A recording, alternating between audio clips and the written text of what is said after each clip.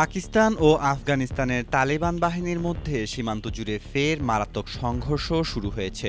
উভয় পক্ষই একে অপরকে যুদ্ধবিরতি ভঙ্গের জন্য দায়ী করছে। প্রায় ৪ ঘণ্টা ধরে চলা এই লড়াইয়ের পর আফগানিস্তানের সীমান্তবর্তী শহর স্পিন বোলদাক থেকে বাসিন্দারা রাতারাতি পালিয়ে গেছে। এই ঘটনায় ৪ জনের মৃতদেহ আনা হয়েছে এবং মোট ৭ জন আহত হয়েছে। পাকিস্তান বিষয়টিকে অপ্রীতিকর গোলাগুলি বলে তালিবানকে দায়ী করছে এবং তৎক্ষণাৎ ও তীব্র জবাব দেওয়ার কথা বলেছে। অন্যদিকে তালেবান মুখপাত্রের দাবি পাকিস্তানি হামলা শুরু করেছে। কাতার ও তুরস্কের মধ্যস্থতায় মাত্র ২ মাস আগেই দুই পক্ষ যুদ্ধবিরতিতে সম্মত হয়েছিল, তবে এখন উত্তেজনা ক্রমশ বাড়ছে। মেহেদী মাসুদ, জনকণ্ঠ।